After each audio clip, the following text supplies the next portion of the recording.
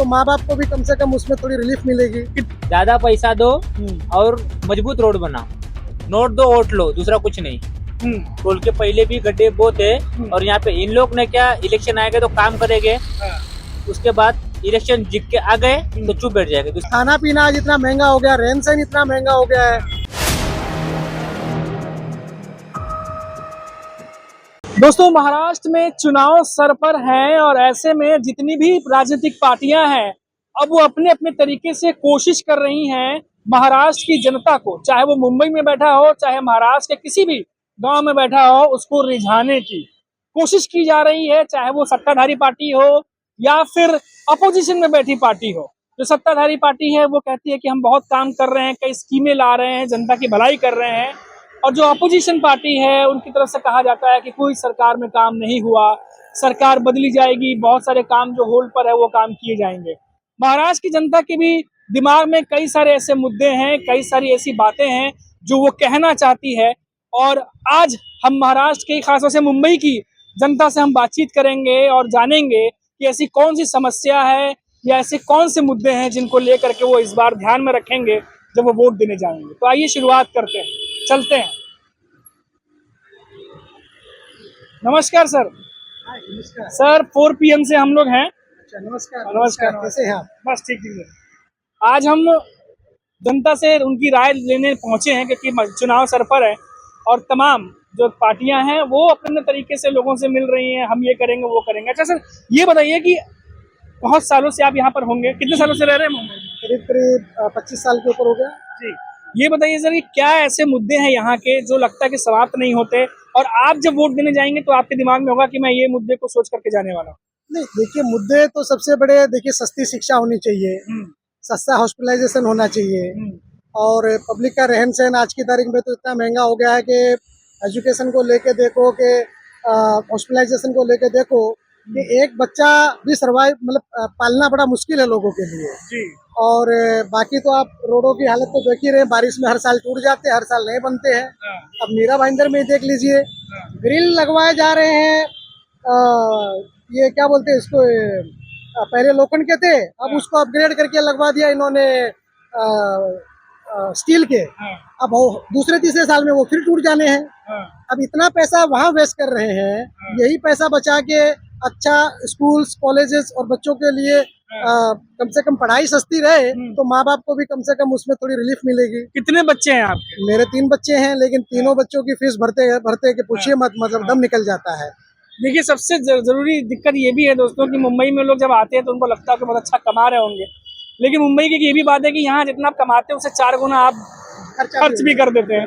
अब बताइए, इतना एजुकेशन महंगा, ये हमने बहुत लोगों से बातचीत किया, बहुत ज्यादा एजुकेशन महंगा। हमने देखा कि बहुत सारी योजनाएं चल रही हैं, लाडली बहन योजना है, तमाम योजनाएं चल रही हैं। लगता है कि इससे सरकार को कुछ फायदा होगा या इसके अलावा कुछ और करते तो ज्यादा और बेटर होता? नहीं, मैंने बताया ना आपको, देखिए ये लाडली बहन योजना है, ठीक है, सरकार ने शायद अपने फायदे के लिए स्टार्ट कर दी होगी है, लेकिन इससे भी अच्छा अगर हर एक एरिया में सरकारी स्कूल हो, और मैंने बताया जैसे कि फीस कम हो, सरकारी हॉस्पिटल्स हो, और जैसे बस सेवा हो प्रॉपर।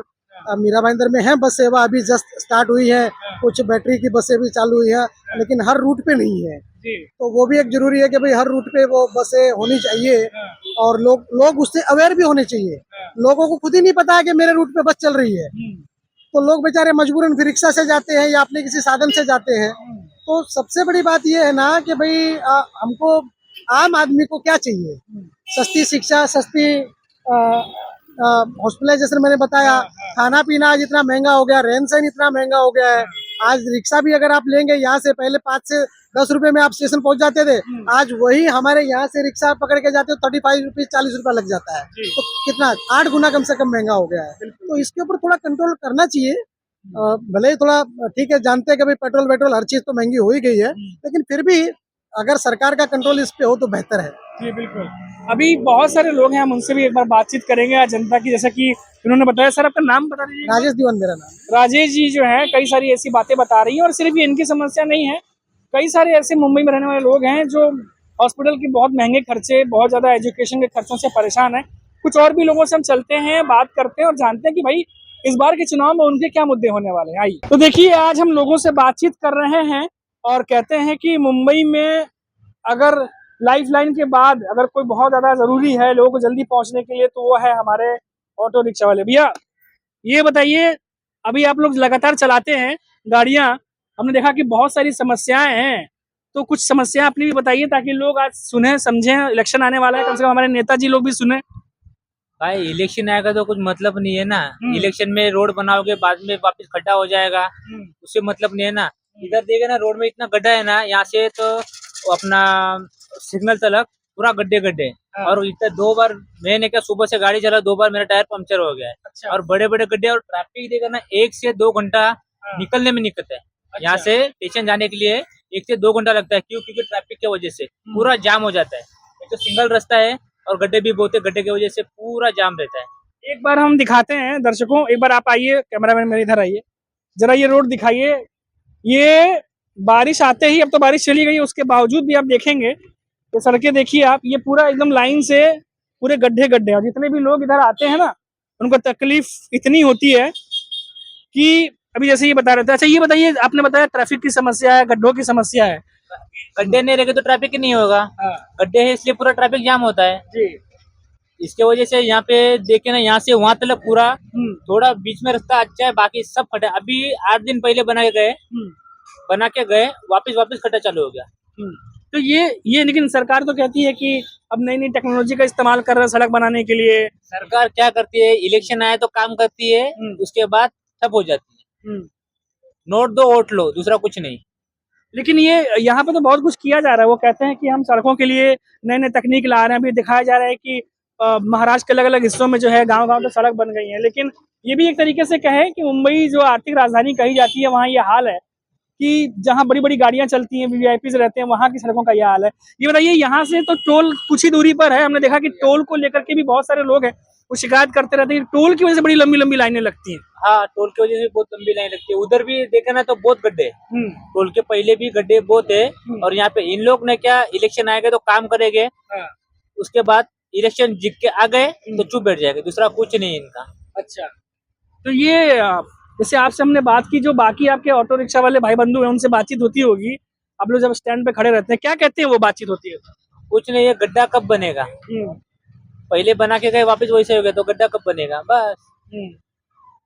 कितना अगर पंचर वंचर होता है आपकी गाड़ी का, मेंटेनेंस का जो आप लोग खर्चा नहीं, कितना खर्चा महीने का बढ़ जाता होगा फिर? अभी गड्ढे के हिसाब से बोले गए तो महीने का तो नहीं, दिन में 2 या 3 बार पंचर हो जाता ही है। अच्छा। गड्ढा क्योंकि उसमें खीला आता है, पत्थर आता है, गड्ढे की वजह से बहुत गाड़ी का शॉक ऑब्जर्वर छूट जाता है, नहीं तो 5-6 हजार रुपये ऐसे चले जाता है। अच्छा, दूसरा कुछ नहीं। तो क्या अभी तो दर्शक भी देख रहे हैं, बहुत सारे लोग भी देख रहे हैं, इंडिया के देख रहे हैं, नेता भी बहुत सारे देख रहे होंगे, क्या मैसेज देना चाहेंगे, क्या करे, क्या किया जाए? मेरा बोलना एक ही है कि रास्ता बनाओ और अच्छा बनाओ। कम पैसे में, पैसा कम दोगे तो रास्ता भी कम बनेगा, ज्यादा पैसा दो और मजबूत रोड बनाओ। कहने का मतलब घपला मत करिए। घपला बहुत है, पॉलिटिक्स में घपला बहुत है, दूसरा कुछ नहीं। बिल्कुल, इन्होंने कहा घपला मत करिए। चलिए आपके ये तो देखा आपने, कोई हालांकि बहुत सारे लोग हैं जो कैमरे पर आने को तैयार नहीं थे, और जो कैमरे पे आने को तैयार थे उनसे हमने बातचीत की, और क्या कुछ मुद्दे हैं वो थोड़ी सी हमने कोशिश की आप तक लेके आने की। मुंबई में आप जानते ही हैं कि यहाँ पर लोग जो हैं, यहाँ के जो हैं वो तो हैं ही, बाहर से भी लोग यहाँ पर आते हैं रोजगार के चक्कर में, कुछ 2 पैसे ज्यादा कमाने के चक्कर में। लेकिन यहाँ पर आप देखिए कि लोगों का क्या मानना है कि जिस हिसाब से एजुकेशन इतनी महंगी हो गई है, हॉस्पिटल के खर्चे इतने ज्यादा हो गए हैं, ऊपर से जो आमतौर पर जो बेसिक चीजें हैं, जैसे कि हमने देखा अभी सड़कों का मुद्दा, हालांकि इस मानसून में बहुत ज्यादा ये गरमाया भी था, मानसून का मुद्दा हमने देखा। सिर्फ शहरों के भीतर की बात नहीं है, हाईवे की बात कर लीजिए आप, चाहे मुंबई नासिक की हाईवे की बात कर लीजिए, मुंबई गोवा हाईवे की बात कर लीजिए, ये तमाम सड़कों की हालत हमने देखी थी, और कैसे विपक्ष ने जो है इस पर सरकार को घेरने की कोशिश की थी, वो भी हमने देखी थी। और यहाँ जब हमने आज बात की है तो हमें वही चीज सुनने को मिली है, जब हमने दिखाया कि किस तरीके से एक ऑटो रिक्शा वाले ने भी अपनी जो बयां है, जो दुख है, दर्द है, उसको बयां किया, और साथ ही साथ एक कॉमन मैन जो कि एजुकेशन के खर्चे से और हॉस्पिटल के खर्चे से परेशान है, वो भी जो है अपने दर्द को बयां किया। वो हालांकि भले एक इंसान बात कर रहे हो, 2 इंसान बात कर रहे हो, लेकिन ये अमूमन हर दूसरे तीसरे इंसान की तकलीफ है दोस्तों। फिलहाल अभी के लिए इतना ही, तब तक आप देखते रहिए 4 PM महाराष्ट्र, और मुझे इजाजत दीजिए, नमस्कार।